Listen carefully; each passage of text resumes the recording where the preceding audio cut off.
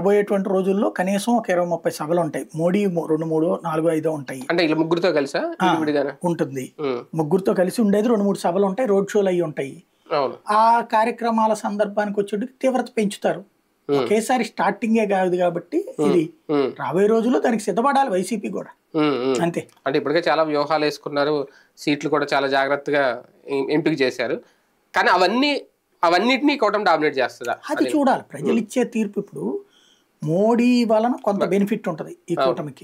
తటస్థులలో తెలుగుదేశానికి సింపథైజ్ అయితే తెలుగుదేశానికి వేస్తారా వాళ్ళు బీజేపీ పోటీ చేసే చోట్ల వరకే వేస్తారా అన్న దాని మీదనే విజయ అవకాశాలు ఆధారపడి ఉన్నాయి. జనసేన, భారతీయ జనతా పార్టీలకు సంబంధించిన వాళ్ళు పొత్తుని యాక్సెప్ట్ చేస్తున్న పొత్తులో తమ తమ పార్టీలకు అన్యాయం జరిగింది, అవమానం జరిగింది అన్నటువంటి ఫీలింగ్ వాళ్ళలో బలంగా ఉంది. చంద్రబాబు మీద వాళ్ళకేం అపారమైన ప్రేమేం పుట్టుకు రావట్లేదు. ఇప్పుడు వాళ్ళ నాయకులకి గత్యంతరం లేక అక్కడ పొత్తు పెట్టుకున్నారన్నటువంటి ఫీలింగ్ కూడా ఉంది. కాబట్టి వాళ్ళు సరే ఎట్లాగో మనోళ్ళు సర్దుకున్నారు కాబట్టి మనం కూడా సర్దుకుందాం అని తటస్థులు ఇటు ఓటేస్తే ఇటుకవుతుంది. లేదు నోటాగా ఉండిపోవడము, లేకపోతే కనుక వైసీపీకి వేస్తే వీళ్ళకి డేంజర్. ఇప్పుడు తెలుగుదేశం బీజేపీ క్యాండిడేట్కి లోకల్ క్యాండిడేట్ తమోడైనప్పుడు తమ కోటేసి రెండోది నోటాకేస్తే పర్లా, వైసీపీకి వేసారంటే నష్టం. అలా జరగకూడదని మాత్రమే కోరుకుంటోంది ఇప్పుడు తెలుగుదేశం.